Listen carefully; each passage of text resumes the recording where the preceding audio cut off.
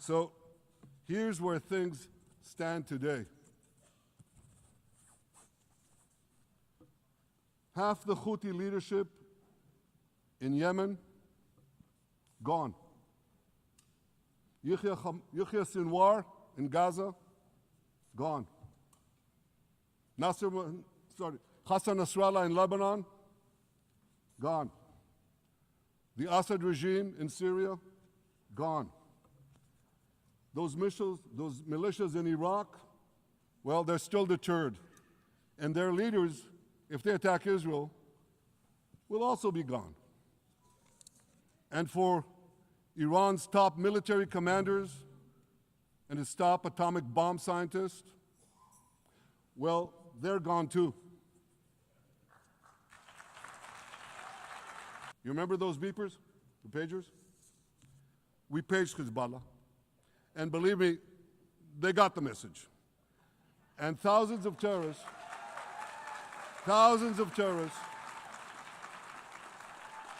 dropped to the ground. But we're not done yet. The final elements, the final remnants of Hamas are holed up in Gaza City.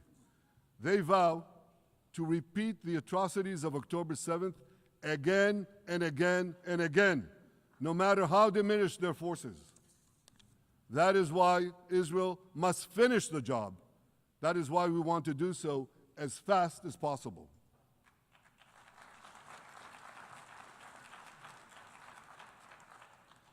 Ladies and gentlemen, much of the world no longer remembers October 7th, but we remember. Israel remembers October 7th. On that day, well, I'll tell you, you can remember October 7th too. You see this large pin here? It's a QR code. What I ask you to do is hold up your phones, zoom in, and you too will see why we fight and why we must win. It's all in here. Ladies and gentlemen, thanks to special efforts by Israeli intelligence, my words are now also being carried. They're streamed live to the cell phones of Gazans. So to the remaining Hamas leaders and to the jailers of our hostages, I now say, lay down your arms. Let my people go. Free the hostages, all of them, the whole 48. Free the hostages now. If you do, you will live. If you don't, Israel will hunt you down. Ladies and gentlemen,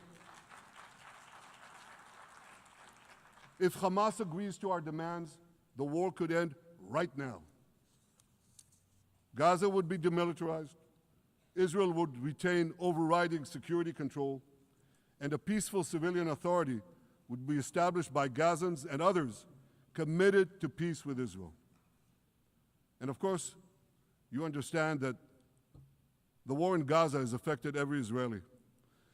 But I'm sure there are people in New York or in London or in Melbourne and elsewhere who are probably thinking, what does all of this have to do with me? And the answer is everything. Because our enemies are your enemies. So let's do something else. So first at the UN, let's do a pop quiz. And raise your hand if you know the answer. Here's the first question. Who shouts death to America? Is it A, Iran, B, Hamas, C, Hezbollah, D, the Houthis, or E, all of the above? All of the above. Correct, all of the above. Second question. Who has murdered Americans and Europeans in cold blood? Is it A, Al-Qaeda, B, Hamas, C, Hezbollah, D, Iran, or E, all of the above? All of the above. Correct. Again. So here's the point I wanted to make. Our enemies hate all of us with equal venom.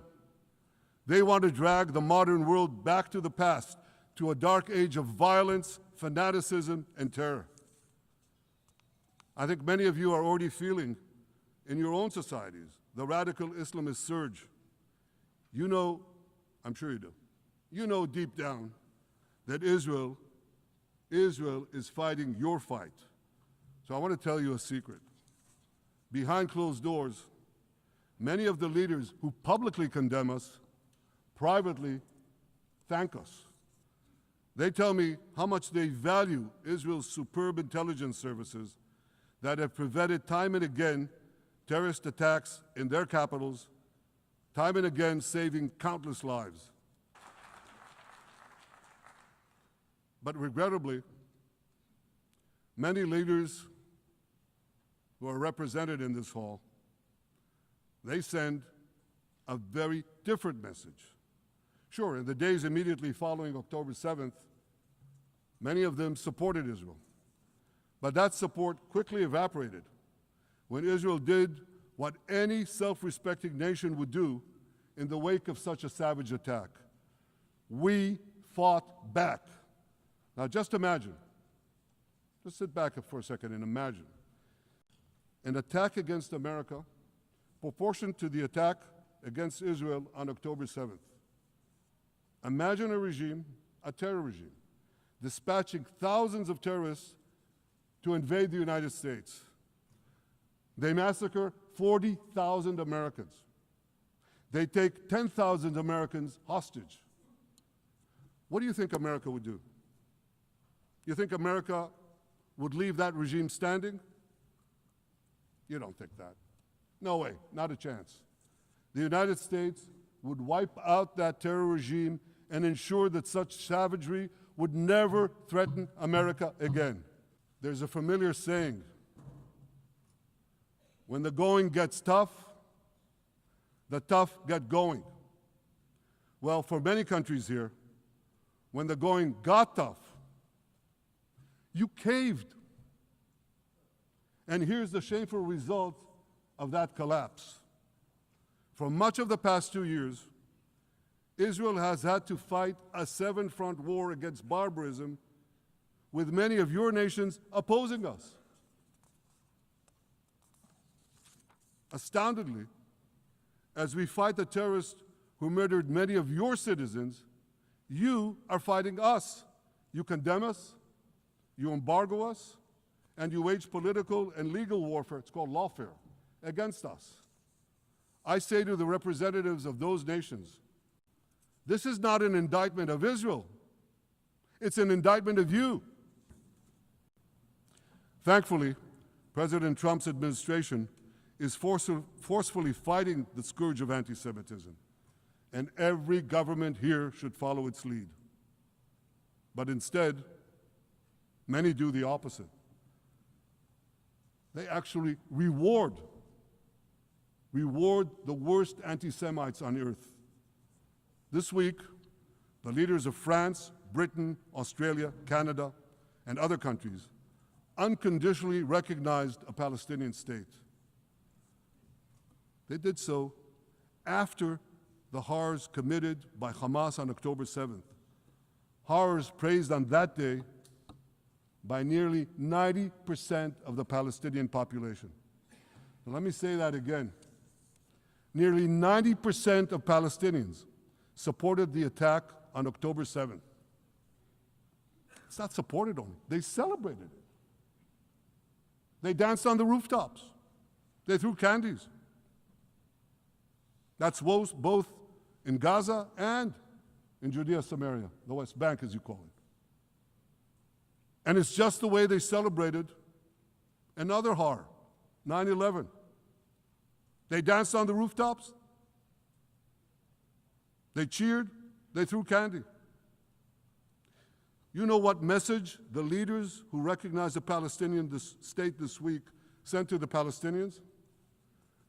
It's a very clear message. Murdering Jews pays off. Well, I have a message for these leaders. When the most savage terrorists on earth are effusively praising your decision, you didn't do something right. You did something wrong, horribly wrong. Your disgraceful decision will encourage terrorism against Jews and against innocent people everywhere. It will be a mark of shame on all of you. But wait a minute, Mr. Prime Minister, they tell me. Wait a minute. We believe in a two-state solution where the Jewish state of Israel will live side by side in peace with the Palestinian state. There's only one problem with that. The Palestinians, they don't believe in this solution. They never have. They don't want a state next to Israel. They want a Palestinian state instead of Israel. And that's why every time they were offered a Palestinian state, but were required to end the conflict with Israel and recognize the Jewish state, every time, over the decades, they turned it down. And that is why every time they were given territory, they used it to attack us. In fact, they effectively had a Palestinian state in Gaza. So what did they do with that state? Peace? Coexistence? No. They attacked us time and time again. Totally unprovoked. They fired rockets into our cities. They murdered our children. They turned Gaza into a terror base from which they committed the October 7th massacre. So here's the uncomfortable truth. The persistent Palestinian rejection of a Jewish state in any boundary is what has driven this conflict for over a century. It is still driving it. It's not the absence of a Palestinian state. It's the presence and existence of a Jewish state. And I find it amazing, that the foreign chancelleries and the ministries and all those who pontificate about this, and the leaders, how can they not see this basic truth when it is repeated again and again and again ad nauseum? So here's another message to those Western leaders. Israel will not allow you to shove a terror state down our throats. We will not commit national suicide because you don't have the guts to face down a hostile media and anti-Semitic mobs demanding Israel's blood. And I want you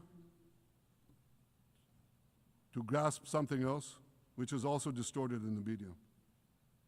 I say this not only in my name or the name of my government, but on behalf of all the people of Israel. Last year, there was a vote in the Knesset, our parliament, whether or not to oppose the imposition of a Palestinian state. You want to guess what the results were?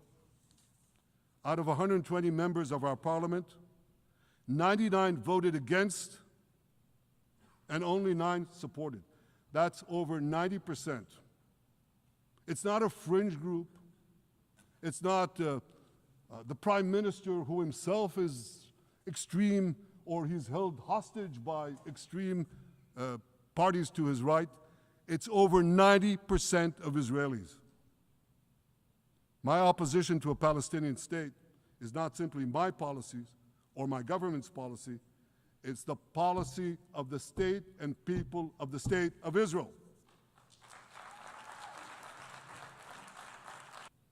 I believe that in the coming years, the Middle East will look dramatically different. Many of those who wage war on Israel today will be gone tomorrow. Brave peacemakers will take their place. The rise of Israel did not mean that the attempts to destroy us would end. It meant that we could fight back against those attempts. And that is exactly what Israel has done since October 7th. Our sons and daughters fought like lions. Our brave soldiers donned their uniforms and rushed into battle. They were armed with the dreams of the 100 generations of Jews who came before them. The dream of living as a free people in the land of Israel, our beloved homeland for more than 3,000 years. The dreams of living in our own independent state. The dream of having an army to defend ourselves. And the dream of being a light unto the nations, a beacon of progress, ingenuity, innovation, for the benefit of all humanity. On October 7th, the enemies of Israel tried to extinguish that light. 2 years later, the resolve of Israel and the strength of Israel burned brighter than ever. With God's help, that strength and that resolve would lead us to a speedy victory and to a brilliant future of prosperity and peace. Thank you very much. Before we finish, I just want to share with you something really important. We are told that Israel's actions are the cause of the Israeli-Arab conflict, but we've just released a groundbreaking documentary proving that Arab Islamic Jew hatred far predates Israel's re-establishment. This is a critical fact that everyone needs to learn about. Have a watch of our trailer for our new JTV Plus documentary entitled Arab Anti-Semitism Before Israel's Re-Establishment. Picture yourself, it's 1834 and you're a Jew living in Tzfat, which is a northern city in Israel, then under the Ottoman Empire. Your family is part of this ancient city's spiritual heart for generations. You study Torah, you trade in the market, and live quietly among your Arab neighbours. But one day, a mob storms your street, shouting, "Kill the Jews!" Your home is looted, your synagogue burned, your loved ones beaten. This isn't about Israel.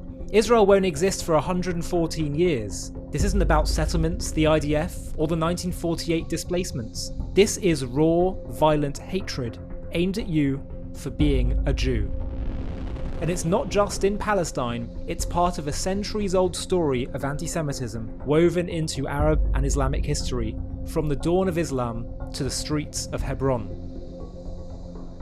The claim that this conflict began with Israel's creation, the Nakba, or modern policies, is a farce, a distortion that collapses under history's magnifying glass. Welcome to JTV Plus. I'm Ollie Annisfeld, and today we're uncovering a history too often buried, the relentless anti-Semitism among Arabs in Palestine before 1948, rooted in a broader Arab and Muslim hostility that began with Islam's inception in the 7th century.